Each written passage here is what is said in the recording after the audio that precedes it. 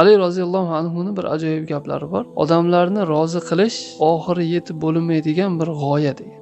Allohni rozi qilish esa tark qilib bo'lmaydigan g'oya degan. Odamlar nima deydi deb amal qilish bu riyokorlik, munofiqlikda.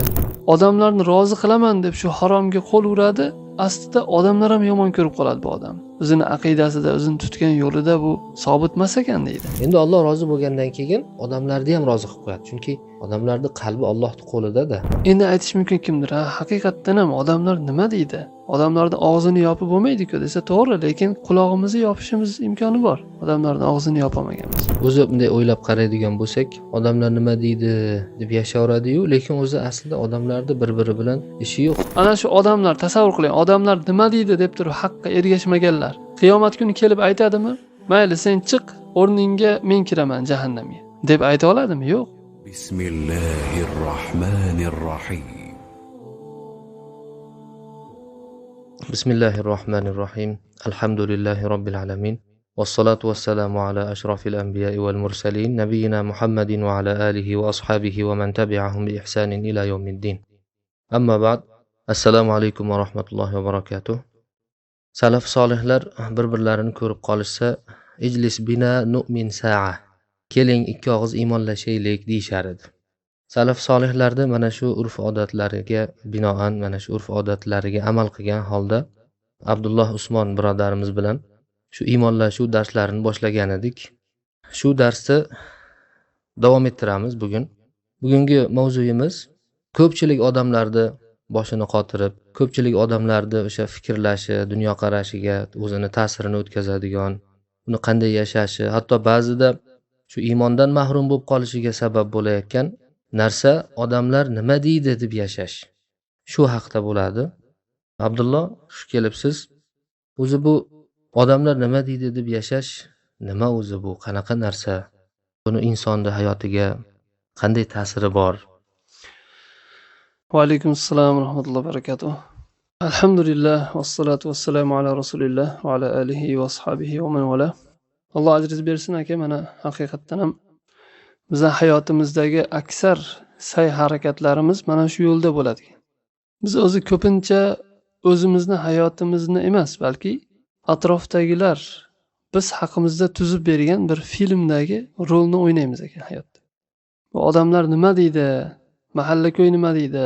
Elda oldida nima degan odam bo'lamiz? Qarindosh-urug' nima deydi? Qo'ni-qo'shnilar nima deydi? Tanish-bilishlar nima deydi? degan bir qoida ekan. Bu shunday bir qoida ekanki, ko'p boshlik bir ajdarhoga o'xshaydi ekan. Ya'ni bir boshini kessangiz, ikkinchi boshi yana ikkita bo'lib chiqib kelgandaydi. Tugamaydi ekanda bu narsa. Bu bir dard ekanki, kasallik ekanki, odamlar bir-birini rozi qilish. Aksar gunohlarimiz ham o'zi mana shu sababdan bo'ladi ekan. Haqda yura olmasligimiz ham mana shu odamlar nima deydi degan qoida bilan yashashimizda bo'ladi ekan. Eng qizig'i mana shu odamlar deganda aslida mavhum tushuncha bu. Bizni masalan tanqid qilishi mumkin bo'lgan odamlarni o'zlari ham boshqa odamlar nima deydi deb qo'rqib yashaydi ekanda. Bu xuddiki hamma bir-birini kuzatadigan, hech kim baxtli bo'lmagan bir zanjirband jamiyatga o'xshaydi ekan. Odamlar nima deydi degan bu qoidani oldimizga qo'yib, keyin mana shuni ustida yurish holati. Ko'pchilik adashgan qavmlarni o'zi tekshirib ko'radigan bo'lsak, mana shu bilan adashgan ekan. Ya'ni avval qoida qo'yib oladi, keyin mana shuni ustida yuradi keyin. Bu qoidani kim qo'ygan aslida? Kim tuzib bergan? To'g'rimi bu qoida aslida yoki noto'g'rimi? Kimlarnidir qo'ygan qoidasi bilan yurish. Aslida odam o'zi maqsad qo'ymaydigan bo'lsa hayotda, boshqalar qo'yib bergan maqsad bilan yuradi ekan. Yoshligimizdan mana shu qoidani shakllantirib gapirilgan. Odamlar kattalardan eshitib katta bo'ldi, keyin mana shu bilan hayotda yashaydi ekan, keyin buni o'zini farzandlari ham davom ettiradi ekan keyin. Shu bilan hayot o'tyapti ya'ni. Hayotni qaysi jabhalarida bo'lsa, shu qoida ishlaydi. Farzand tug'ilgandan boshlanadi, uni tug'ruqxonadan olib chiqishda ham mana shu qoida, nimalardir qilish kerak, qilmasa odamlar nima deydi? To'y qilishimizda ham, kiyinishimizda, uy qurishimizda, mehmon kutishimizda, quda-adnachilikda, qiz berishda, o'lim ma'rakalarda hamma jabhalarda odamlar nima deydi, lekin savol bermaymiz ekanki, Alloh nima deydi mana shu ishimizga. Alloh rozi bo'ladimi deyish yo'q. Dindan chiqsang ham eldan chiqma. Eldan ajralma. Odamlarning oldida nima degan odam bo'lamiz? Mana shu savolni hayotimiz davomida minglab beramiz ekan. Odamlar nima deydi? Lekin biror marta Allohning huzurida nima degan odam bo'lamiz deb bermaydi ekan odam. Allohni unutadi ekan. Natijada Alloh taolo ham ularni unutib yuboradi ekan keyin. Siz aytgan bu qoida, odamlar nima deydi deb yashash, inson shu qoidani qo'yib olishligi. Bu qoidani asliga, negiziga qaytadigan bo'lsak, inson so'zi o'zi uns kalimasidan, arabcha mana uns kalimasidan yasalgan. Uns nima degani? Boshqa insonlar bilan yaqin bo'lib, birga yashashligi, bir-biri bilan o'sha hamjihat bo'lib, ovunib, yupanib yashashligi, shu ma'nolarda anglatadi. Ya'ni inson o'zi fitrati, tabiatidan kelib chiqqan holda madaniy bo'ladi. Madaniy, ya'ni hozirgi zamonaviy tilda sotsial deganda. Inson yovvoyi emasda, o'rmonga chiqib, yovvoyi hayvonlarda yakka yashaydigan mavjudot emas. Odam alayhissalomni yaratganda Alloh taolo darrov u kishini o'sha qovurg'asidan mana Havo onamizni yaratdi. Shuga uns bo'lishi uchun, birga yashashligi uchun. Demak, inson tabiatan o'sha odamlar bilan birga yashaydigan, jamiyat bo'lib, jamoat bo'lib yashaydigan mavjudot. Shunday bo'lgandan keyin inson atrof muhitidan iloji yo'q ta'sirlanadi. Yon atrofdagi insonlarni ko'rib turib, o'shalarga qarab yashashga, o'zini o'sha urf-odatini shunga qarab shakllantiradi. O'zi ko'rib o'rganadi deydi-ku odam. Mana Qobil va Hobil qissasiga ham qaytadigan bo'lsak, o'sha Qobil o'zini Hobil ukasini o'ldirgandan keyin qaytib ko'mishni bilmay turgan paytida Alloh taolo unga bir qarg'a jo'natadi oldiga. Qarg'a kelib turib, qanday ko'mishni ko'rsatib beradi. O'shandan ko'rib turib o'rganadi. Demak, ko'rib o'rganadi odam va yashab turgan atrof muhitini ta'siri bo'ladi, iloji yo'q. Va buning uchun haligi Qotilul Mi'a hadisini eslasak, 100 ta kishini o'ldirib qo'ygan odam. 100-chisi o'sha rohib. Rohibdan men 99 ta odam o'ldirdim. Tavba qilsam tavbamni qabul qiladimi Alloh deganda, yo'q deydi. Qanday seni tavbangni qabul qiladi 99 ta odamni o'ldiribsan deganda, bo'lmasa sen 100-chisi bo'la qol deb uni o'ldiradi. Keyin bir olimni oldiga uni jo'natishadi. Olimdan borib turib tavba qilsam tavbamni qabul qiladimi Alloh deganda, u olim ilm bilan unga javob berib, kim to'sishi mumkin seni tavba qilishdan? Allohning marhamati keng, tavba eshigi ochiq deb keyin oxirida bitta maslahat beradi o'sha olim. Bu 100 ta odamni o'ldirgan kishiga. Sen yashab turgan muhit yaxshi muhit emas ekan, yashab turgan joying yaxshi joy emas ekan. Shuncha odamni o'ldirguningcha hech kim indamabdi senga. Shuning uchun sen falon joyga bor. O'sha joy yaxshi joy deb maslahat beradi. Yo'lda ketayotganda keyin o'sha vafot etadi. Qissa ma'lum endi, eshitganmiz ko'pchiligimiz. Mana shundan ham olsak bo'ladi. Demak, inson yashab turgan joyini atrof muhitdan ta'sirlanadi. Atrofidagi bo'layotgan ishlardan ta'sirlanadi. Bu o'sha siz aytgan qoidani odamlar nima deydi deb yashash o'zi asli shu yerdan kelib chiqadi.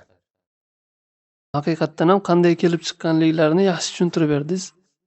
Endi juda ham odamni hayron qoldiradigan narsa, odamlar nima deydi degan narsadan qo'rqib, odam butun hayotini shu bilan o'tkazib yuborish juda ham katta bir achinarli narsada, juda ham katta musibat, bir himmatsizlik narsa. Hayotini shu bilan odam o'tkazib yuborishga arziydimi aslida? Odamlar nima deydi deyishdan qo'rqib yoki uyalib, o'zida yo'q narsalarni bor qilib ko'rsatib, o'zi xohlamagan, istamagan narsalarni qilib, ishlarni, to'ylarni, qurbimiz yetmagan masalan mana to'y qilamiz, odamlar nima deydi degan narsa. Qarz olib bo'lsa ham, prosentga pul olib bo'lsa ham, to'ylarimiz ham, ma'rakalarimiz ham, mehmon kutishimiz ham, kiyinishimiz ham shu bilan. Endi aytish mumkin kimdir, haqiqatdan ham odamlar nima deydi? Odamlarning og'zini yopib bo'lmaydi-ku desa to'g'ri, lekin quloqimizni yopishimiz imkoni bor. Odamlarning og'zini yopolmaganmiz bilan. Hatto to'ylar bo'ladi-ku, to'ylar shunaqa bo'lyapti, haligi hamma yoq kelishi bo'lingan, kuyov tomon ham, kelin tomon ham rozi-rizochilik bo'lib, tayyorgarliklar bo'lgan, katta-katta xarajatlar qilingan, to'y kunlari belgilanib, odamlar chaqirib qo'yilgan. Lekin shu haligi sepga qilingan bir ikkita narsalar brendda bo'lmagani uchun, qimmat bo'lmagani uchun buzilib ketgan to'ylar borda. Hali to'y bo'lmasdan turib, o'ylang, bu hayot nimasiga qadam qo'ymasdan turib, hayot bo'sag'asiga qadam qo'ymasdan turib, hozirda narsa ustida o'sha odamlar nima deydi, elni oldida nima degan odam bo'laman, bitta qo'ni-qo'shni eshitsa nima deydi, kelin kuyovni baxtidan ustunmi shu bitta bir ertaga chirib yo'q bo'lib ketadigan bir o'sha pardami nima u, kiyimmi u, kiymaydi ham joyi kelsa o'shani ko'pini modasi o'tib ketadi kiyguncha. Lekin shu haligi falonchinikidaqa bo'lmagani uchun, bu haligi falonchi qo'shnimnikidaqa bo'lmabdi bu, olib kelgan narsangiz deb, shundan mojaro chiqib, janjal chiqib, to'xtab qolgan to'ylar qanchada? Eng qizig'i mana shu to'ylarda qarzga boshlaganda, qarzga olgan. To'y o'tib ketgandan keyingi dardlaringizni odamlar kelib torta olmaydi siz bilan. Ming dabdabali to'y qiling, qancha qarz oling, mehnat qiling, ishlang, butun boringizni sochib, to'kib to'y qilib bersangiz ham odamlar nima deydi degan qoida bilan baribir rozi bo'lmaydi odamlar. Kimlardir yaxshi qilibsan degani bilan, lekin qancha odamlar shu to'yga kelib, ovqatingizni yeb, mehmon bo'lib chiqib ketayotib, so'kib chiqib ketadi-da. Shu ham to'y bo'ldimi, ahvolni qaradi. Qani endi shuncha mehnat, ovorgarchiliklarga bir rozi bo'lsa, kim to'laydi endi shuncha qarzni? Yana qancha ishlash kerak endi? Qachongacha boshqalarning fikri bilan yashaymiz? Odam hayron qolasiz. Ali roziyallohu anhuning bir ajoyib gaplari bor. Odamlarni rozi qilish bu oxiri yetib bo'lmaydigan bir g'oya degan. Allohni rozi qilish esa tark qilib bo'lmaydigan g'oya degan. Uni tashlab bo'lmaydi. Endi yetib bo'lmaydigan g'oyalarni qo'yib, tark qilib bo'lmaydigan g'oya uchun harakat qildik. O'zi odamlardan bunday qarasangiz, rozi qilish ham imkonsiz narsa ekan, chunki ularni hayotdagi tutgan o'rinlari, ilmlari bir-biridan farqli, aqllari farqli, ilmlari farqli, fahmi, farosati har xil. Rozi qilish mumkin emas.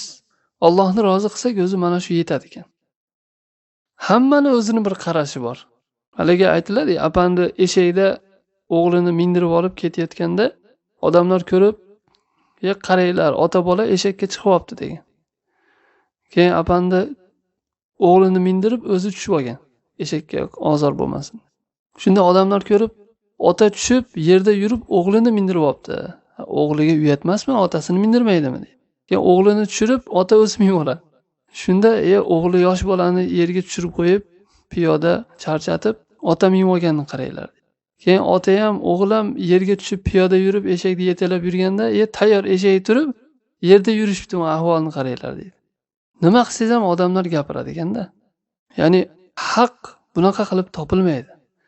Agar haq odamlarning havoyi nafslariga qarab yurganda edi, Alloh taolo aytgandek, "Walau ittaba'al haqqu ahwa'ahum la fasadatis samawati wal ard." Agar haq odamlarning havoyi nafslariga, istaklariga qarab ergashganda edi, osmonlar va yer buzilib ketgan bo'lardi. Ya'ni xulosa, odamlarni rozi qilib bo'lmaydi. Odam eng katta g'oyasi Allohning roziligi bo'lish kerak. Mana shunga qarab yurish kerak. Agarchi odamlar norozi bo'lsa ham, odamlarni rozi qilaman deb shu haromga qo'l uradi, aslida odamlar ham yomon ko'rib qoladi bu odamni. O'zini aqidasida, o'zini tutgan yo'lida bu sobit emas ekan deydi. Ham Alloh g'azablanadi, ham odamlar yomon ko'radi. Odamlarni rozi qilaman deb qanaqa harakat qilmang, bilingki, bu Allohning sunnati ekan, odamlar baribir rozi bo'lmaydi, yaxshi ko'rmaydi ekan. Alloh ham rozi bo'lmaydi, odamlar ham rozi bo'lmaydi. Shuning uchun ham la ta'ata li makhluqin fi ma'siyatil xoliq deyiladi hadisda. Allohni ma'siyati bo'ladigan o'rinlarda maxluqlarga itoat qilinmaydi. O'zi aslida odamlar nima deydi deb amal qilish bu riyokorlik, munofiqlikda. Agar bir urf-odat shariatga zid bo'ladigan bo'lsa, hatto Rasulullohga ham Alloh taolo unga amal qilishga ruxsat bermadi. Amaliy tarzda o'sha odamlarning gapiga qaramasdan, insonlarni rioya qilmasdan shariatga zid bo'lgan o'rinda amaliy tarzda buni Rasulullohning o'zi bilan amali bilan Alloh ko'rsatib berdi. Mana Zayd ibn Horisani qissasini eslang. Zaynab onamizga uylanishi. Zayd ibn Horisa Rasulullohning boqib olgan farzandi edi. Arablarda o'sha boqib olingan farzand xuddi o'zini farzandi bilan bir qatorda bo'lardi. vafot etsa undan meros olardi bir-biridan ular. Va uni ayoliga uylanish mumkin emas edi. Lekin bu shariatga zid, bu urf.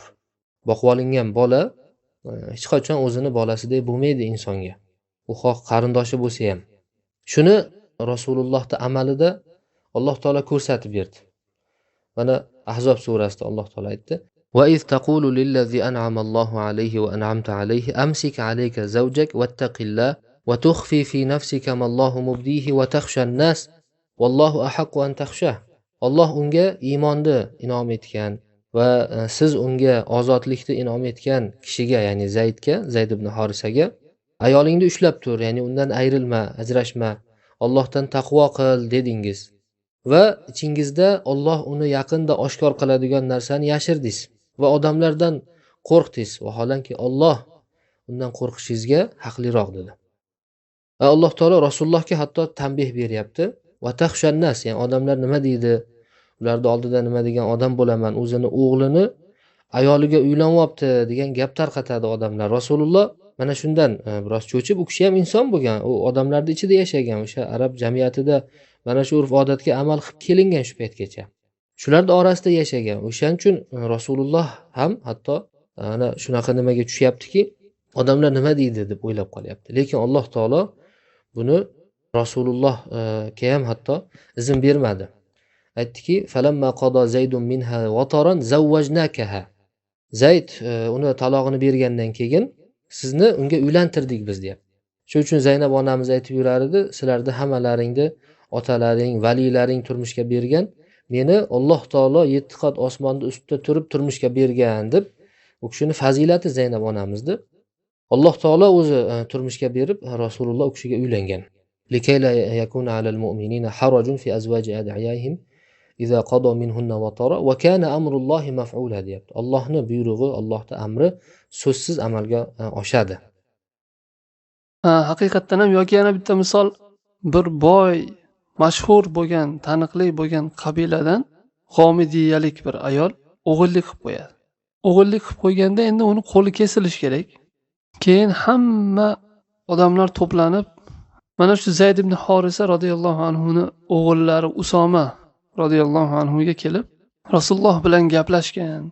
Mana shu ayolning qo'li kesilmasin. Endi nima degan odam bo'ladi, shuncha sharafli qabiladan bo'lgan ayolning qo'li kesilib ketsa, deb Usomani payg'ambarimiz oldiga kirgizishadi odamlar. Usoma keyin Nabiy sallallohu alayhi vasallamga mana shu narsani aytganlarida qattiq g'azablanadilar. Allohni hadlaridan bir hadda menga shafoatchi bo'lib keldingmi? Ikkinchi seni bunaqa holatda ko'rmaydi. Ya'ni odamlar nima deydi degan narsa bu yerda ham bor haqiqatda, lekin Rasululloh sallallohu alayhi vasallam Alloh nima deydi degan narsani ustun qo'yganliklarini ko'ringki, agar Fatima binti Muhammad, meni qizim Fatima o'g'illik qilsa qo'lini kesaman. Mana bu, ya'ni Rasululloh sallallohu alayhi vasallamda bizlar uchun go'zal o'rnak bor. Odamlar nima deydi degan narsa emas, balki Alloh nima deydi degan narsani oldinga qo'ysak, mana shunda biz haqda yura olamiz. Bu haqda o'zi haliga ochiq hadis ham bor. Oysha onamizdan rivoyat qilingan hadis.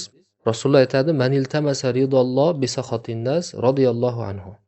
Odamlar g'azablanishiga, odamlarning norozi bo'lishiga qaramasdan Allohning roziligini istagan odamdan Alloh rozi bo'ladi. Endi Alloh rozi bo'lgandan keyin Rasululloh aytayapti davomida: "Va ardo anhun nas." Odamlarni ham rozi qilib qo'yadi. Chunki odamlarning qalbi Allohning qo'lida-da. Allohning qo'lida. Ularni o'sha bir kunda Alloh sizga do'st qilib, moyil qilib qo'yishi ham mumkin. Bir kunda teskari qilib, dushman qilib qo'yishi ham mumkin. Va davomida aytadi: "Va man iltamasa ridon nas bi saxatillah saxitallohu alayhi." Kim endi Allohni norozi qilib, odamlarning roziligini istasa, odamlarni rozi qilishga urinsa, Alloh undan norozi bo'ladi. Alloh unga g'azab qiladi. Va asxata alayhin nas. Va odamlarni ham unga qarshi g'azablantirib qo'yadi. Allohning haligi qonunini Rasululloh bizga tushuntirib ketyapti-da, aslni, qoidani. Haqiqatda o'sha Alloh nima deydi deb yashash eng yaxshi va oson yashashda o'zi aslida. Odamlarni rozi qilaman deb yashash bu eng qiyin yashash o'zi, eng qiyin hayot. Yuqorida aytganingizdek, Ali radhiyallohu anhu ning so'zini yetib bo'lmaydigan maqsad, yetib bo'lmaydigan narsa. Meni bir ajablantirgan narsa, tobiinlarni fuqaholarini sayyidi bo'lgan, sayyidlaridan bo'lgan ulug' tobein Said ibn Musayyib rahimahulloh. Qizlariga Abdumalik ibn Marvon xalifani valiyul ahdni o'g'lidan sovchi bo'lganda bermagan. Hozir beradigan bo'lsa, katta obro' e'tiborga ega bo'lishi, qizi ham qo'lini sovuq suvga urmasdan malikalardek yashaydi. Ayni hozir ayollar orzu qilgan hayotda bir podshohni farzandida sovchi bo'lyapti, lekin shu odamga bermagan. Odamlar nima desa desin. Balki o'zini faqir, kambag'al bo'lgan bir talabalarni biriga beradi. Yani dunyo obro' e'tiborlaridan ko'ra dindor odamni ustun qo'yadi, afzal qo'yadi. Shuni sababini so'rashganda qizimni dini fitnaga tushishdan qo'rqdim deydi. Ya'ni biz to Allohning roziligini ustun qo'ymas ekanmiz, odamlar nima deydi degan narsani yig'ishtirmas ekanmiz, biz ibodat halovatini topolmaymiz ekan. Ahmad ibn Harb rahimahulloh aytgandek, Allohga 50 yil mobaynida ibodat qildim.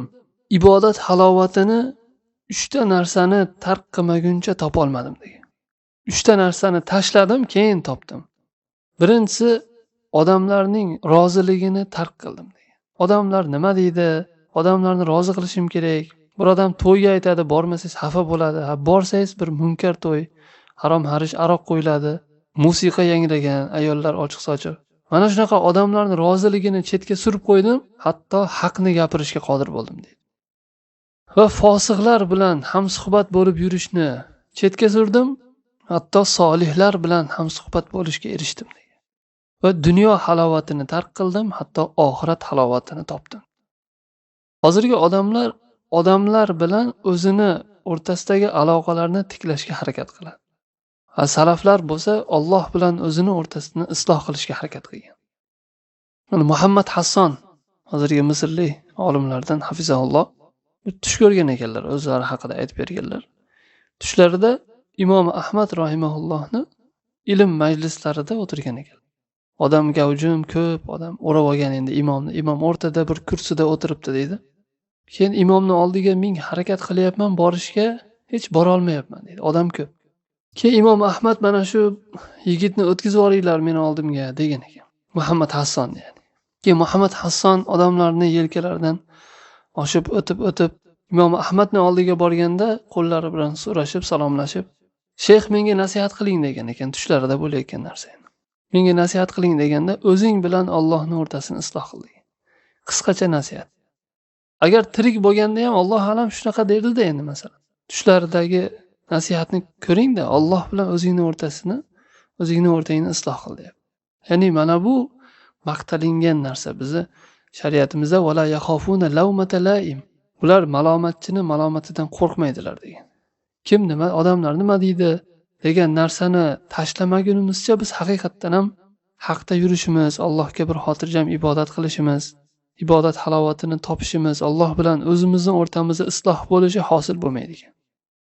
Odamlarni rozi qilaman deb, odamlar nima deydi degan narsadan uyalib, hijolat bo'lib, hatto odam hidoyatdan mahrum bo'lib qoladi ekan. Mana bunga misol Abu Tolibning qissasi. Mana shu haqiqatda haligi suhbatimizda nima deydi-ku, kulminatsion nuqtasi deydi-ku. Abu Tolibda haqiqatda mana bu xotimasi juda ham ta'sirli.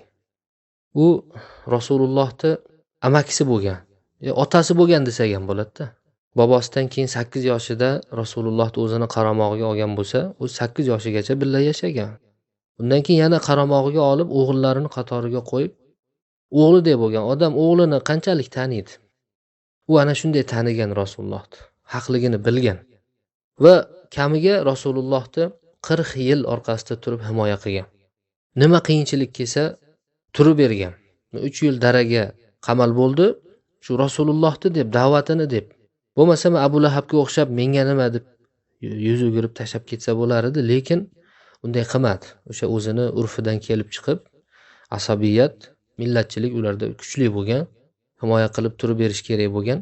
Rasululloh shu odamning hidoyatlanishiga juda ham qattiq haris bo'lgan.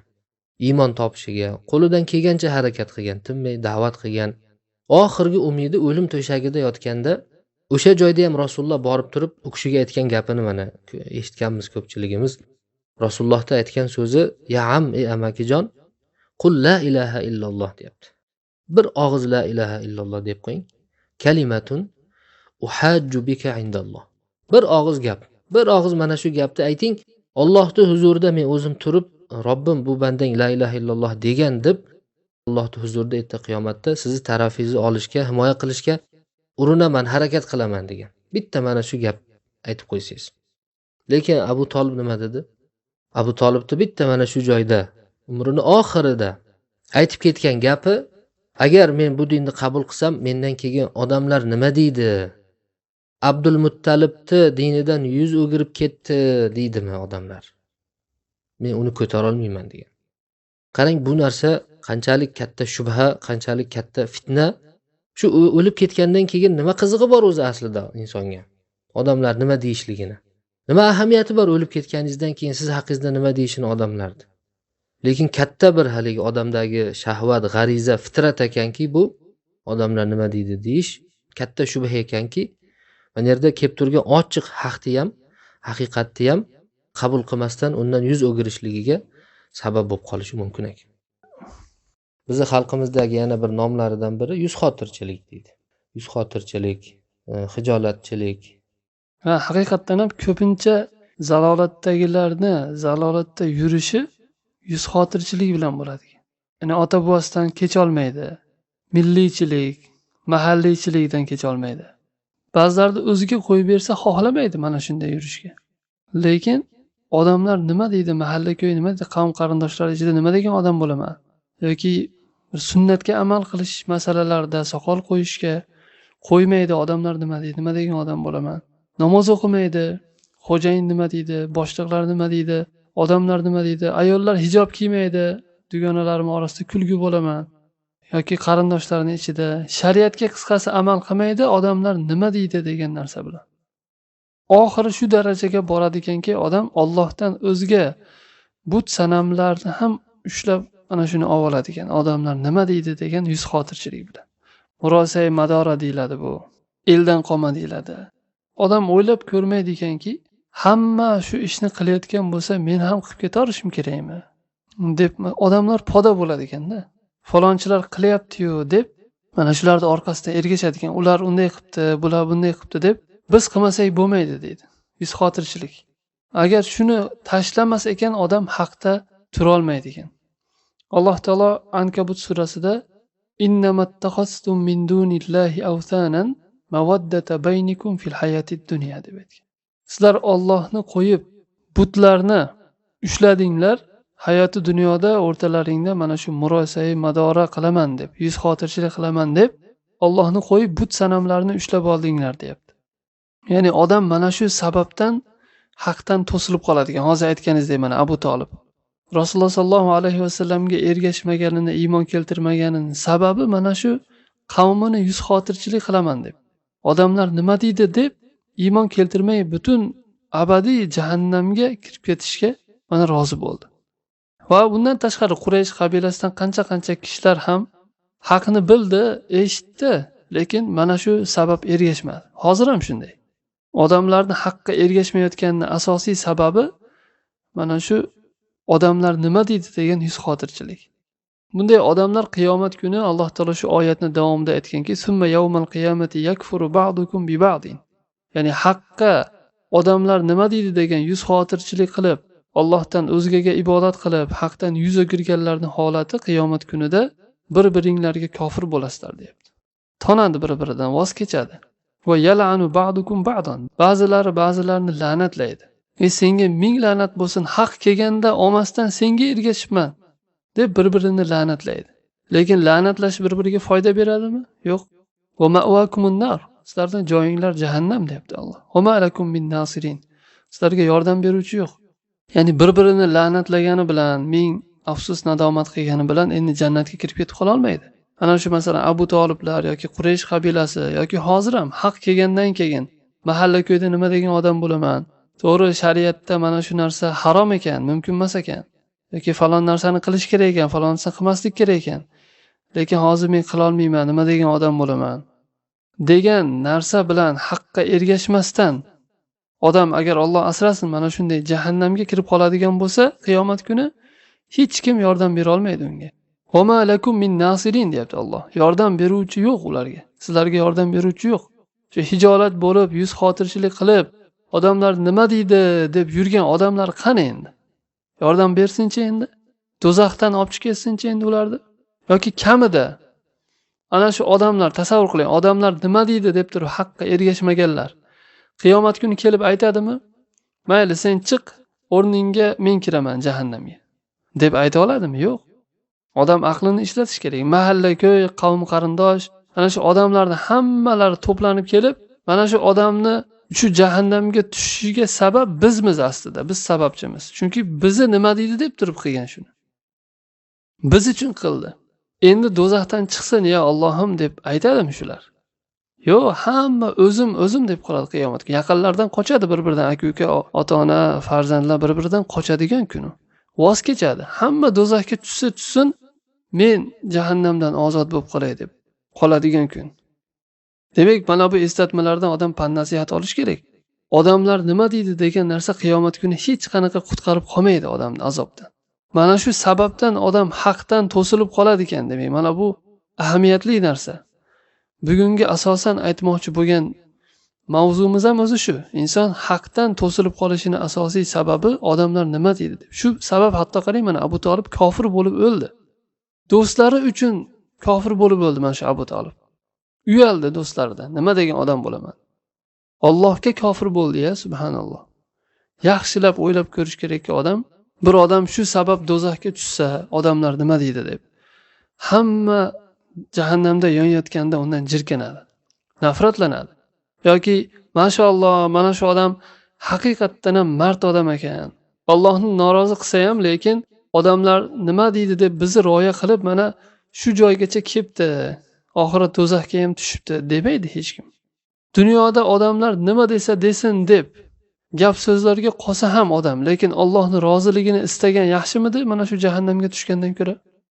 Bularning hammasini sababi shu havoi nafsga ergashishga borib taqaladi ekanda. Havoi nafs odamning qalbida go'yo bir butga o'xshab turadigan narsa ekan. Bu butni sindirib yuborish kerak. Haligi Ibn Qoyyim rahimahullohning gaplari bor edi. Aka, but havoi nafs insonning qalbida but kabi degan. Haqiqatda Ibn Qoyyim rahimahullohning ajoyib tilla suv bilan yozib qo'yiladigan gapi bor bu haqda. Ibn Qoyyim aytadi: "Al-hawa sonamun." Bu havoi nafs bir but deydi. "Va li kulli abdin sonamun fi qalbihi bihasabi hawahu." Hammani o'sha qalbida o'zini havoi nafsi unga intilgan, havoi nafsini xohishiga qarab buti bo'ladi. Ya'ni hamma haligi kayfi bilan deb qo'yadi-ku o'zimizda. Hammani o'zini nafsini xohishi bo'ladi. Ya'ni kimdir ayollarga qiziqadi, yana kimdir pulga, yana kimdir ulovga, mashinaga, yana kimdir pul topishga, yana kimdir pul ishlatishga va hokazo. Endi bir misol uchun aytayapman-da buni. Har birda hamma odamda o'zini shu qiziqadigan narsasi bo'ladi. Ana o'sha uni buti bo'ladi. Agar ana shu nafsiga yoqadigan, havoi nafsi istaydigan narsa agar shariatga, Allohning amriga teskari kelib qolgan paytida ko'rinadi. Ana shuni sindira olsa agar qarshi kelib qolgan paytida, mana bu haqiqiy muvaffaq odam shu. Shu uchun davomida aytayapti: "Va innama ba'asallohu rusulahu bikasril asnam." Alloh payg'ambarlarini butlarni sindirish uchun yubordi. O'sha butlarga qarshi kurashish uchun yubordi. Va ibadatihi wahdahu la sharika lah. Sheriksiz yolg'iz o'ziga ibodat qilishga chaqirish uchun yubordi. Va laysa muradullohi subhanahu kasral asnamil mujassada. Allohning maqsadi bu mana bu tikkalab qo'yilgan butlarni sindirish emas. Toshdan, yog'ochdan yasab qo'yilgan, tikkalab qo'yilgan butxonalarda tikkalab qo'yilgan butlarni sindirish emas. Va tarkul asnamillati fil qalb. Qalbdagi butga tegmaslik emas, balki asosiy maqsadi balil murad kasruha minal qalbi avvalan. Balki asosiy maqsad qalbdagi butni sindirish. Shuning uchun Rasululloh to Makka fath bo'lmagunicha Ka'badagi butlarga tegmagan, ularni sahobalarni chaqirmagan, borib bitta-bittadan sindirib kelinglar demagan. Haqiqatda bu odamlar nima deydi deb yuz xotir qilishlik bu katta butlardan bu ham aytganingizdek. Buni o'sha shariatga zid kelib qolgan joyda biz sindirishga buyurilganmiz. Allohning amri bilan, odamlarning Allohning roziligi bilan insonlarning roziligi qarama-qarshi kelganda Allohning roziligini tanlashga. O'zi haqiqiy insonda Allohga bo'lgan muhabbati, dinga, payg'ambar alayhissalomga bo'lgan, Qur'onga bo'lgan muhabbati, oxiratni istashligi mana shu joyda ko'rinadi o'zi. Imtihon mana shu joyda bo'ladi aslida. Allohning sinovi mana shu joyda. Ya'ni sinaydi Alloh taolo, nimani tanlaydi bu banda.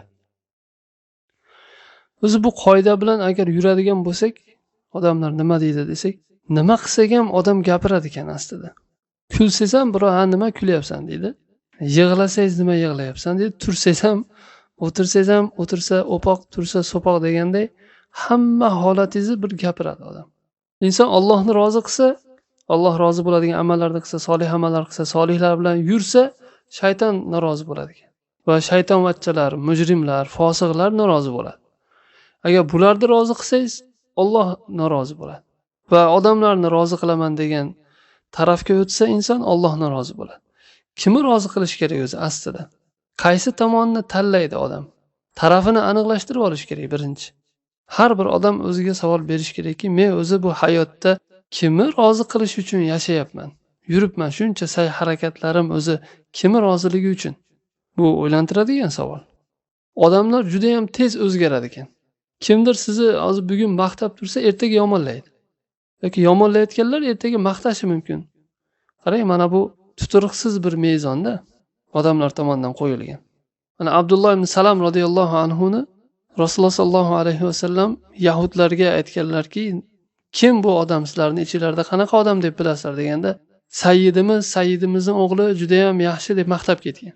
Keyin Abdulloh ibn Salam bu yoqdan bekinib turgan joydan chiqib, men Allohga iymon keltirdim, Allohdan o'zga iloh yo'q, Muhammad Allohning payg'ambari va elchisi sallallohu alayhi vasallam deganda, o'zi bu betayin odamimizdi, betayin odamning o'g'li degan. Hozir maqtab turganlar endi yomonlayapti. Odamlarning holati shu. Demak, odam tarafini aniqlashtirish kerakki, o'zi siz kim uchun kimni rozi qilaman deb yuribsiz? O'zi kimni rozi qilish kerak o'zi aslida? Siz Allohning huzurida kimsiz? Kim nima desa desin mayli. Lekin ertaga Allohning huzuriga borganda kim bo'lib chiqasiz? Endi kimdir aytishi mumkin, hammani rozi qilish iloji yo'qmi? Masalan, odamlar bilan ham rishtalar uzilmasdan, ularni ham rozi qilib, ular bilan oshqatiq bo'lib yurib, Allohni ham rozi qilish imkoni yo'qmi? Yo'q, buni imkoni yo'q. Odam bir tomonga o'tish kerak. Mana Alloh taolo la tajidu qauman yu'minuna billahi wal yawmil akhir. Allohga va oxirat kuniga iymon keltirgan qavmni Allohga va rasuliga dushmanchilik qilayotganlar bilan do'stlashayotgan topmaysan degan. Agarchi ular o'zlarini otalari bo'lsa ham, farzandlari bo'lsa ham yoki aka-ukalari yoki qarindoshlari bo'lsa ham, Alloh va rasulining dushmanlari bilan Allohga va oxirat kuniga iymon keltirgan odam oshqatiq bo'lib, do'st bo'lib yura olmaydi. Ularni ham rozi qilib, bu yoqda ham rozi qilib yura olmaydi ekan odam. Allohni rozi qilmoqchi bo'ling, ular yomon ko'radi sizni. Ularni rozi qilmoqchi bo'ling, Alloh yomon ko'radi. Nima qilish kerak endi odam? Odam tarafi aniq bo'lish kerak. Tuturiqsiz bo'lmaslik kerak-da. Haligi bir apandini aytiladi. Misol uchun, kim nima desa, ha to'g'ri, sizniki to'g'ri deyveradi ekanda. Sizniki to'g'ri, haqiqatdan ham to'g'ri deb tasdiqlayveradi ekan. Kim nima desa. Keyin xotini bir kun aytibdi unga. Dadasi, siz kim nima desa to'g'ri, sizniki to'g'ri deb aytasiz. Sizni bir alohida bir fikringiz bormi? O'zi mustaqil bir tarafingiz bormi? Qaysi tomondasiz o'zi? Kim nima desa shunga qo'shilib ketaveradimi to'g'ri deb? Desa xotiniga qarab, haqiqatda seni ham gaping to'g'ri degan ekanda. Bu tuturiqsizlikda bu. Hatto mana shu Alloh asrasin tuturiqsizligi insonni. Mana shu odamlar nima deydi degan qoidada yurishi bilan odamni oxirat ham kuyib ketishi mumkin ekan. Ibn Abbos radhiyallohu anhu da rivoyat qilingan hadisda Hilol ibn Umayya payg'ambarimiz sollallohu alayhi vasallamni huzurlariga kelib, xotinini Sharik ibn Sahmo degan odam bilan zino qilganlikda ayblaydi. Shundan keyin la'natlash joriy qilinadi, oralarida la'natlashadi. Endi bu qissa uzun. Men aytmoqchi bo'lgan joyim, ayolga navbat kelganda la'natlashayotgan paytda 4 martadan qasam ichib, 5-chisida agar erim rostgo'y bo'lsa, menga Allohning g'azabi bo'lsin deyish kerak. Mana shu joyga kelib to'xtab qoladi ekan ayol. Allohning g'azabi bo'lsin deb o'ziga aytish kerak-ku, la'natlashayotganda. Shunda atrofdagilarga qaraganda, atrofdagi turgan kishilar bu 5-chisi qasam iching, vojib qiluvchi qasam deydi. Ya'ni agar yolg'onchi bo'lgan holatingda agar Allohning menga g'azabi bo'lsin deb aytayotgan bo'lsang, Allohning g'azabi bo'ladi aniq. O'ylanib ish qil deganday odamlar tanbeh berganda Ibn Abbos roziyallohu anhu aytadi, boyagi ayol ikkilanib orqaga chekinib ketsa kerak hozir, qasam ichmasa kerak deb o'yladik deydi. O'ylanib qo'ygan ekanda. Keyin yo'q, men qavmimni sharmanda qila olmayman deb qasam ichadi keyin. Keyin payg'ambarimiz aytadilarki, mana shu ikkitasidan bittasiga ketdi deydi. Ya'ni Allohning g'azabi, la'nati yo unga yoki bunga bo'ldi. Qarang, mana shu joyda ham Allohning g'azabi turgan paytda va odamlar nima deydi degan narsa turganda, odamlar nima deydini tanlayapti mana shu ayol. Allohning g'azabini o'ziga sotib oldi mana boshiga. Odamning oxirati shu bilan kuyib ketishi mumkin ekan, Alloh asrasin. Odam kim nima qilsa mana shuni qilib ketadigan bir immoa bo'lib qolmaslik kerak. Mana Musaylamani qavmi bunga juda ham katta misol. Musaylama o'zini payg'ambarman deb chiqadi, o'zi yolg'onchi, kazzob payg'ambar. Shunga qavmi ergashayotganda so'raydi odamlar. Rostdan ham payg'ambarmi bu deganda, yo'q, payg'ambar emas, o'zi yolg'onchi, bilamiz, lekin nima bo'lsa ham o'zimizdan chiqqan yolg'onchi-yu baribir deydi. Odamlar ergashyapti, endi ergashaveraylikchi deydi. Imma aynan mana shu haqida aytilgan. Nima deb kelardi aka hadisda? Hadis immo hadisi haqiqatda bu haligi har bitta musulmon kishi o'ziga bir qonun qilib olishi kerak bo'lgan hadis deb o'ylayman. Huzayfa ibn Yaman radhiyallohu anhudan rivoyat qilinadi. Rasululloh aytdilar: "La takunu imma'a."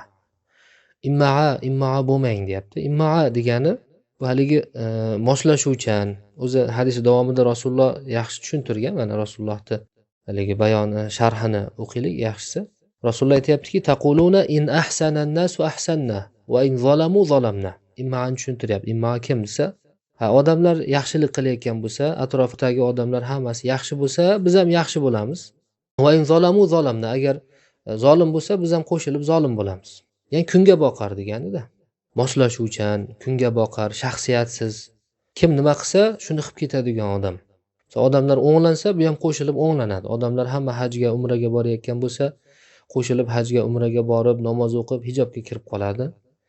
Yo odamlar hammasi fasod bo'lib, diskotekaga borayotgan, aroq ichayotgan, alkash bo'lsa, bu ham qo'shilib diskotekaga borib aroq ichadi. Mana shu haqiqiy imma'a odam, shaxsiyatsiz odam. Rasululloh aytayapti: "Valakin wattinu anfusakum." Lekin sizlar bir narsada sobit turinglar. Mana bu narsani o'zlaringga mustahkam o'rnashtirib olinglar. In ahsanan nas an tuhsinu. Odamlar yaxshi bo'lsa, birga yaxshi bo'linglar. Yaxshilik qilsa birgalashib yaxshilik qilinglar. Lekin va in asa'u fala tazlimu. Agar ular yomon bo'lib buzilib ketadigan bo'lsa, ularga qo'shilib yomon bo'lib buzilib ketmang, zulm qilmang. Ya'ni siz odam haligi shaxsiyati bo'lishligi kerak ekanda. Hozir ayni musulmonlardan o'zi talab qilinayotgan narsa shu: tolerant bo'lish, bag'ri keng bo'lish. Hammani kim nima desa, har sohadan bir shingil, har dindan bir shingil degandek, kimni kemasiga tushsang, shuni qo'shig'ini ayt. Rossiyaga borib qolsak, qo'shilib o'sha yerdagi alkashlar bilan qo'shib, ichib, chakib, fasodda yuramiz. Keyin o'zimiz tomon kelib qolsak, o'zimiz mahalla ko'yga yana bu yoqqa moslashib ketaveramiz. Yuvinib, taranib, jumaga chiqib, hayitga borib, namoz o'qib. Bu haqiqiy immolikda bu. Haqiqiy shaxsiyatsizlik. Musulmon kishi qayerda bo'lsa ham Alloh nimaga buyuradi, Rasululloh nimaga buyuradi, ya'ni shariatim, dinim nima deydi deb yashash kerak. Mana shunaqa immaha bo'lganimizdan ta'sirimiz yo'qda hech qanday. Moslashuvchan bo'lganimiz uchun, qayerga borsak, o'shani qo'shig'ini aytib ketaverganimiz uchun atrofga bir ta'sirimiz yo'q. Biz ta'sirchanmiz. Qayerga borsak, undan ta'sirlanib qo'shilib ketamiz. Ta'sirimizni o'tkaza olmaymiz. Da'vat qilib bir Koreyadagi voqea ko'pchiligimiz eshitganmiz. Musulmon yigit o'sha koreysning qo'lida ishlaydi. Qanaqa ovqat bersa yeydi. Dining nima deb so'raganda, islom, musulmonman deganda, haligi koreys xo'jayin aslida seni o'zi mendan farqing yo'q deydi-ku. Chunki xuddi men nima yesam shuni yeyapsan deydi. Men vaqtimni qanday o'tkazsam shunaqa o'tkazyapsan. Seni dining o'zi aslida nafsing. Sen xuddi menga o'xshab nafsingni qulisan. Men ham shu nafsimni quliman. Nafsim nimani buyursa shuni qilaman deb. Juda ham haligi nima bir uyatli holat musulmon kishi uchun. Ha desa nomi musulmon, lekin o'zi bu yog'iga kelganda nafsini quli. Agar musulmon kishi o'zini shaxsiyatini shu dinga qarab shakllantiradigan bo'lsa, mana bu haqiqiy azizlik bo'ladi. Haqiqiy izzat mana shunda. Sahobalarni qarang, qayerga borsa shu izzati bilan borgan. Ularda mana shu sobit qadamligini ko'rib turib, moslashuvchan emasligini ko'rib turib, atrofdagilar ularni mana shu sabotiga ergashgan o'zi aslida. Ular o'sha borgan joyini isloh qilgan, muslih bo'lgan. Nima bilan? Mana shu saboti bilan, kuchli shaxsiyati bilan u yerga kirib o'sha jamiyatga moslashib ketmagan. Tali g'ariblarni hadisida ham keladi-yu mana shu ma'no. Allazina yuslihuna idza fasadan nas. Odamlar buzilgan paytda isloh qiladigan odamlar haqiqiy g'arib bo'lgan, jannatga kiradigan odamlar. Men hayron qolaman, nimagadir odamlarda tushunchasida odamlar nima deydi degan qoida oxiratga tegishli bo'lgan masalalarda yo'q. Masalan, ertaga qiyomat kuni Allohning huzurida tursak, biz masalan shariatga amal qilmasak, namoz o'qimasak, ayollar bir satr avrat qilmasa, ibodat qilmasa, qiyomat kuni Alloh nima deydi avvalo va odamlarning ichida nima degan odam bo'lamiz? Hammaning ichida sharmanda bo'lamiz. Yoki falonchilar solih amallar qilyapti ekan. Biz nimaga qilmayapmiz? Mana farzandlarini. Nega bular shar'iy ilm o'qimayapti, Qur'on o'rganmayapti? Odamlar mana shu jihatdan ham, ya'ni oxiratga tegishli bo'lgan amallardan ham nima deydi degan musobaqalashish nimagadir tilga olinmaydi. Ertangi kunga o'zi har bir kishi nimani tayyorlab qo'yganini qarash kerak ekan. Alloh taolo aytganki: "Ya ayyuhallazina amanutaqulloha wal tanzur nafsum ma qaddamat lighat wattaqulloh innalloha xabirun bima ta'malun."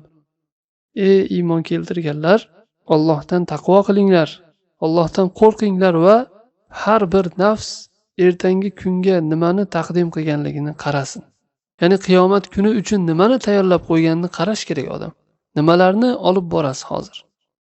Allohdan taqvo qilinglar, Alloh qilayotgan amallaringdan xabardor.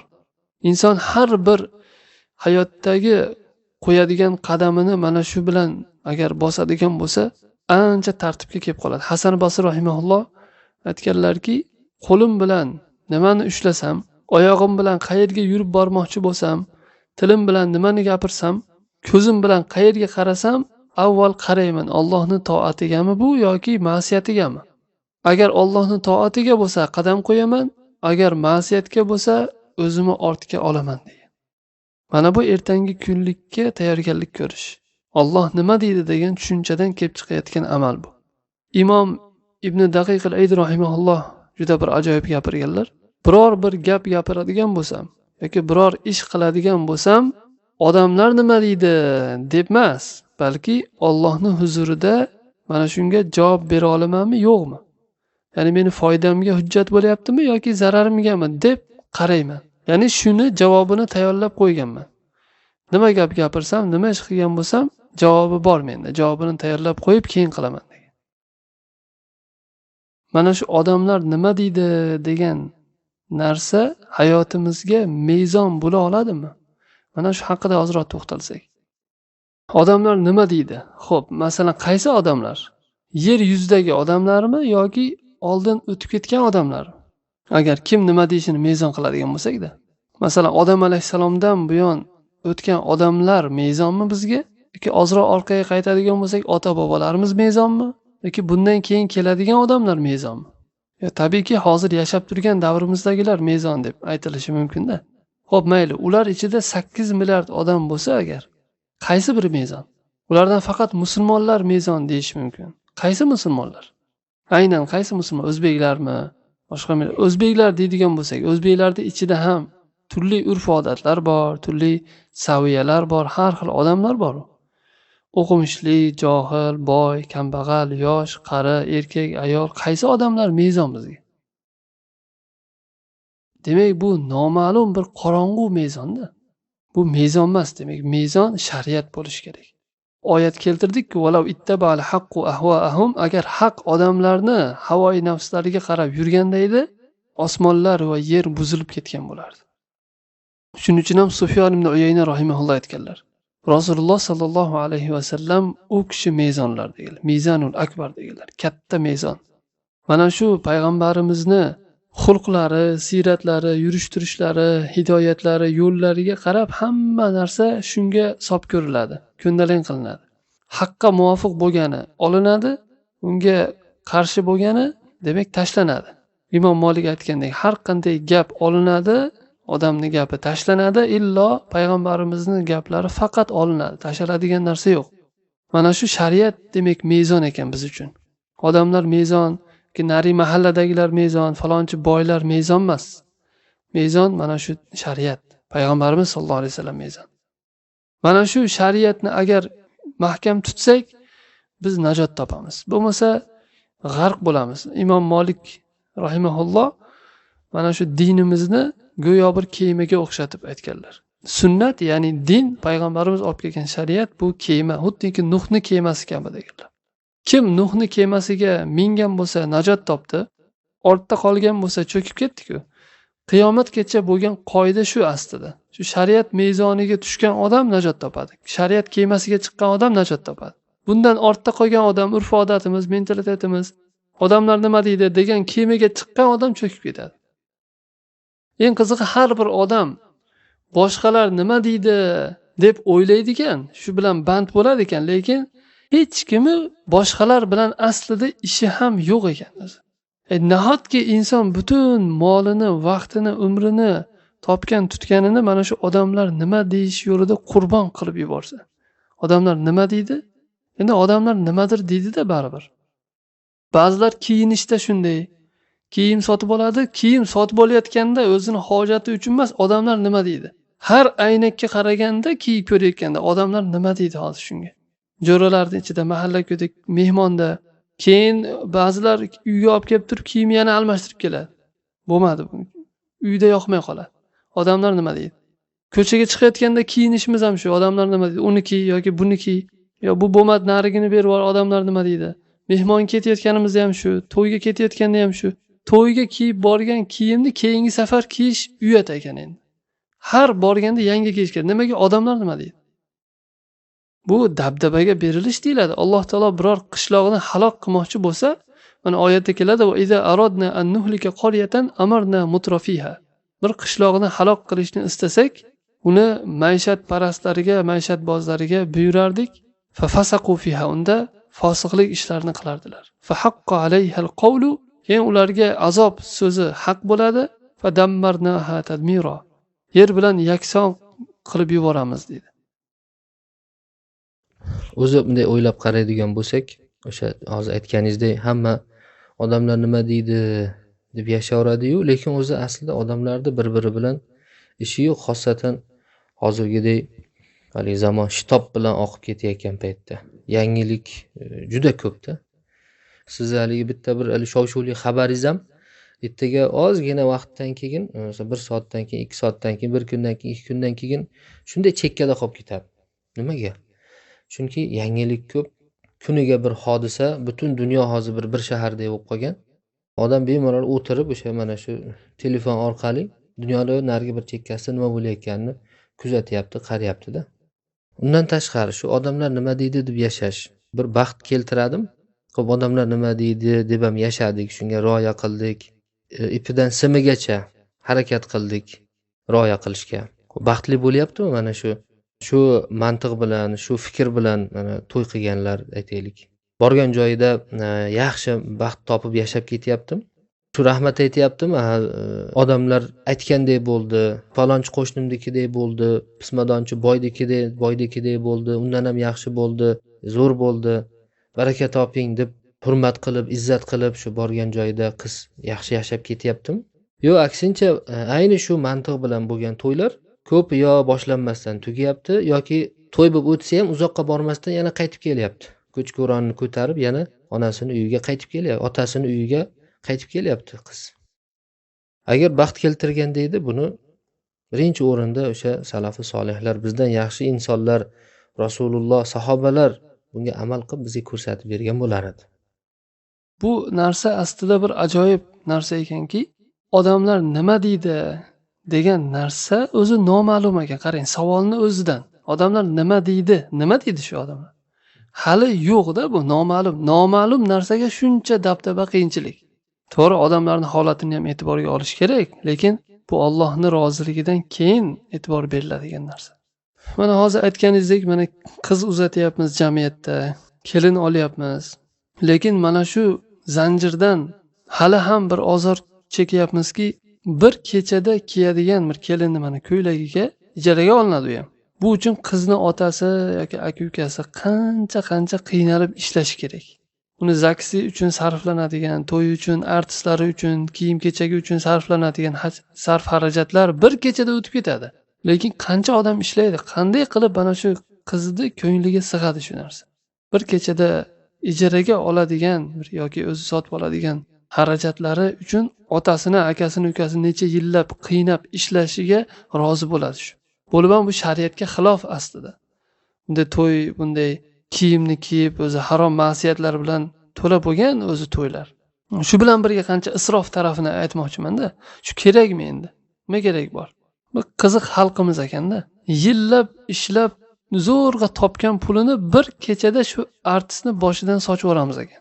Oxiratini ham o'ylamaydi odamlar, lekin dunyosini ham o'ylamaydi ekan. Odam o'zini o'zi qiynashi nima kerak bor?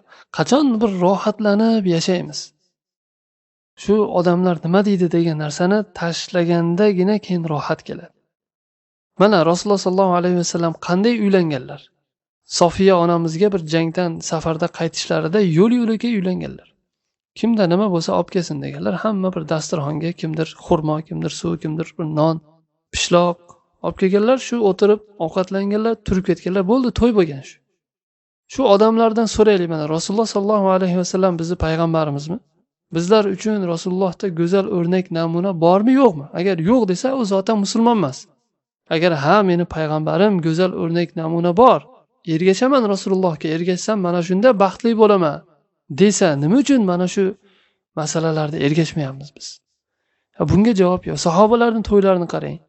Abdurrahmon ibn Avf uylanganda atirning hididan bilib qolgan payg'ambarimiz uylanganligini. Yoki Jobir ibn Abdulloh uylanganlar. Payg'ambarimizni to'yga aytmagan ekanlar, lekin to'y degani ularning tushunchasida yo'l-yo'lakay bo'lib ketadigan bir oddiy narsa bo'lgan. Butun umr ishlab ana shuni bir kechada sochib yuboradigan narsa deb tushunmagan ular. Biz musulmonmiz, lekin ayrim hollarda tamomiyla dinsiz bo'lgan xalqlar musulmonlardan bir aqlli bo'lib qolyapti. Ularni bir odamlarni gapirish qiziqtirmaydi. Odamlar nima desa desin deydi. Menga nima deydi? Meni o'zimga hayotim bor deydi. Ular boshqa tomondan bir hayvoniy hayotga botqoqqa botib bo'lgan, lekin mana shu tomondan bizdan ko'ra rohatlanib yashayapti. Aslida bu bizda bo'lish kerak bo'lgan holatlar. O'zi odam nima uchun shuni qiladi? Mana shu odamlar nima deydi deb o'zida yo'q narsani ko'rsatib dabdabani nima uchun qiladi? Izzat istaydi ekan odam, azizlik istaydi.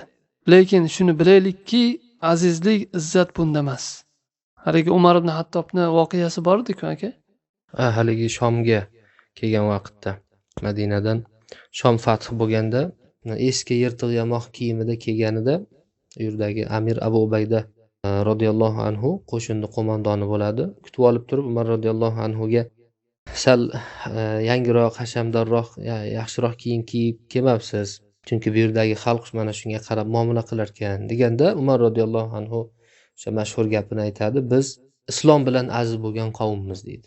Bu izzatga o'sha din bilan, islom bilan erishdik. Agar izzatni boshqa narsada istaydigan bo'lsak, bundan keyin xor bo'lamiz deydi. Haqiqatda izzat aslida din bilan, ya'ni Alloh bilan. Valillahil izzatu va li rasulihi va lil mu'minin. Haqiqiy izzat aslida Allohning qo'lida. Alloh kimni aziz qilsa, o'sha aziz, kimni xor qilsa, u agar mol dunyo, davlat, kiyim-kechak burkangan bo'ladimi? Mol dunyoga, davlatga burkangan bo'ladimi? Xor bo'ladi agar. Endi bu aytilayotgan narsalar to'y yoki libos, kiyim-kechak, insonning shakli, chiroyli ko'rinish haqida gapirdik, lekin ba'zan azalarda ham mana shu holat bo'lib ketyapti-da. Hozir mana o'lim holatlarida, ma'raka holatlarida majbur shu odamlar nima deydi degan narsa bilan ehson qilish, o'zida yo'q bo'lsa ham 3, 7, 20, 40, yilligi, payshanbasi bir odam vafot topsa, qancha sarf xarajat boshlanadi. Qo'pol qilib aytganda, bir odam vafot topishi xonadon ahliga musibat bo'lib qolyapti. Ehson ketidan ehson, u xonadon egasi beva qolgan, hech kim yo'q, ayol bo'ladimi farqi yo'q. Majbur mahalla-ko'y qildiradi shunga. Yetimlari bo'ladimi farqi yo'q. Aksincha odamlar to'planib bir oyma-oy mahalla, qavm unga pul to'plab berib, bir tirikchiligini yo'lga qo'yishning o'rniga uni qarz oldirib bo'lsa ham ehson qildiradi. ular ham qilishga majbur. Odamlar nima deydi? Kim yo'lga qo'ygan ekan o'zi deb hayron qolamanda shularni. Kim yo'lga qo'ygan? Va undan tashqari botil bayramlarni musulmonlar qilib ketaveradi. O'zi biladi mumkin emasligini, 8-mart yangi yil, Navro'z va hokazo, lekin odamlar nima deydi degan narsa bilan qiladi. Tug'ilgan kunlar qilinadi, sarf-xarajatlar bundan qancha qiynalib. Hamma mana shunday narsalarda, marosimlarda odamlar nima deydi degan narsa bilan bizda qilinar ekan. Qachon to'xtaydi bu narsalar? Qachondir to'xtash kerak-ku, qachondir bir odam to'xtatsa, bundan buyoq qilinmasdan davom etish kerak-ku. Kim to'xtatadi shuni? Qachon to'xtaydi shu narsalar? Odamlar nima deydi degan narsa bilan davom etyapti mana shu narsalar. Shu joyda bir savol ham tug'iladi-da. Odamlar nima deydi deb yashash, odamlarni rioya qilib yashash, shunday zararlari bor ekan, shunday musibatlarga sabab bo'lar ekan gohida. Insonlarni rioya qilish umuman yo'qmi dinimizda? Odamlarni rioya qilib yashashlik mumkin emasmi? Umuman rioya qilish kerak emasmi? Yoki qayergachadir rioya qilsa bo'ladi, undan yog'iga rioya qilsa bo'lmaydimi? Haqiqatda shunga to'xtalib ketsangiz yaxshi bo'lardi aka, shuni bir batafsil yoritib bersangiz. Hozir aytilgan suhbatdan shu xulosa bo'lib qolishi mumkin haqiqatdan ham. Shunda nima mezoni bor endi? Qanday ikkita tarafni o'rtasini jamlaymiz endi? Bunda vallohu alam, agar gap Allohning hukmi halol harom ustida ketayotgan bo'lsa, odamlarda endi bunda nima deyishiga qaralmaydi.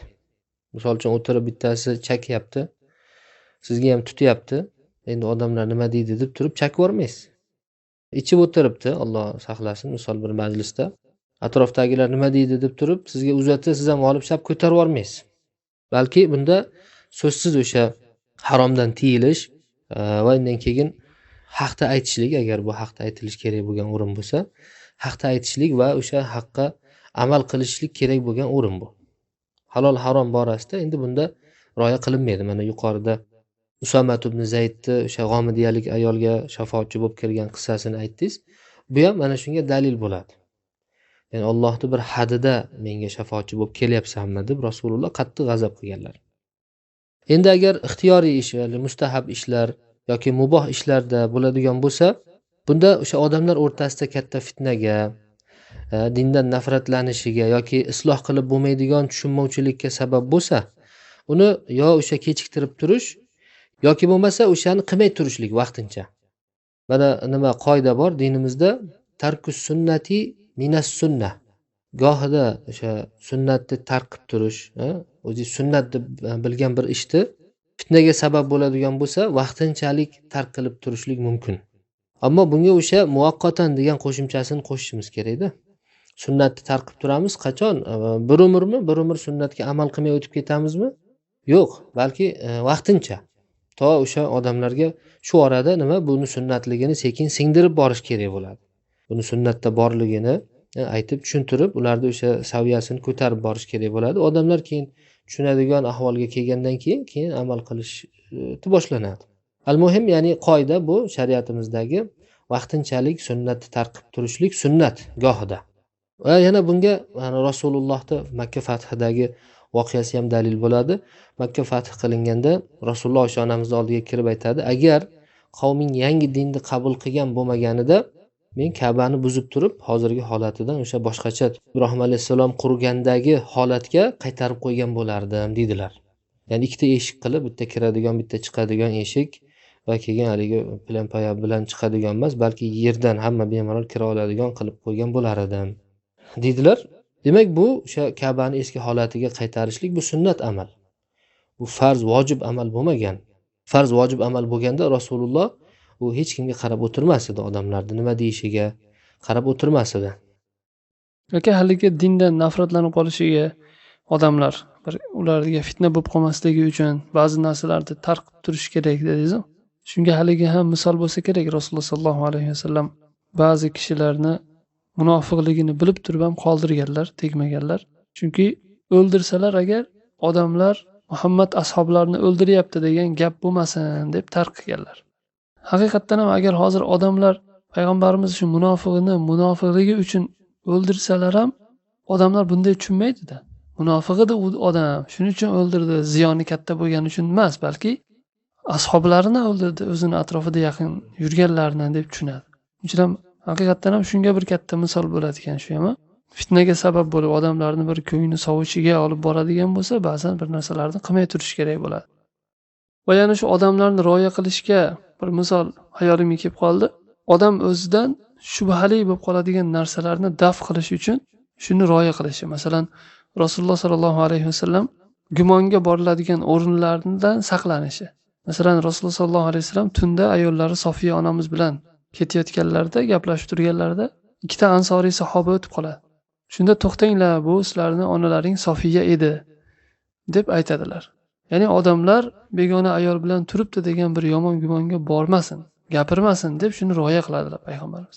Demak, inson o'zidan mana shunday yomon gumonga boriladigan o'rinlarni daf qilish uchun shunaqa shubhali o'rinlardan saqlanish kerak ekan. Ya'ni albatta rioya qilinadi. Hozir biz xulosa qiladigan bo'lsak, aka, siz aytgan narsalardan ham shuni tushuniladiki, to'g'ri, inson o'zini urf-odati, mentaliteti, shakllangan urf-odatlariga amal qiladi, lekin u shariatga xilof bo'lmagan o'rinlarda. Ochiq Allohning halol degan narsasiga teskari bo'lsa yoki harom degan narsasiga teskari bo'lsa, bunda qilinmaydi. Yoki isrofgarchilikka sabab bo'lsa, hozir aytganimizdek, to'y-to'kinlar, o'lim ma'rakalar yoki ziyofatlar, kiyinishlar isrofgarchilikka ochiq-oydin sabab bo'lyapti, dabdabaga sabab bo'lyapti. Bunaqa narsalarda bunga rioya qilinmaydi. Odamlar nima desa desin. Undan tashqari bo'lgan o'zimiz urf-odatdagi narsalarga, modomiki shariatga xilof emasmi, unda amal qilsa bo'ladi albatta, lekin inson avvalo oldiga bir qoida qo'yib olish kerakki, odamlar nima deydi emas, balki Alloh nima deydi degan narsa bilan yashash kerak bo'ladi ekan. Mana shunda haqda sobit tura oladi ekan, haqni gapira oladi ekan va ibodat, iymon halovatini topa oladi ekan. Dunyoda ham rohatlanib yashaydi va oxiratda ham Alloh taoloning huzuriga borganda yuzi yorug' bo'ladi. Vallohu a'lam. Alloh taolo o'zi darslarimizni davomli qilsin. Baraka toping. Alloh taolo darslarimizni davomli qilsin. Eshitganlarimizga amal qilishlikka Alloh o'zi tavfiq bersin. Ha, aka, Alloh taolo o'zi ajringizni bersin. Alloh taolo o'zi Alloh nima deydi deb yashaydiganlardan qilsin va odamlar nima deydi degan zanjirdan xalos bo'lishimizni Alloh o'zi muvaffaq qilsin.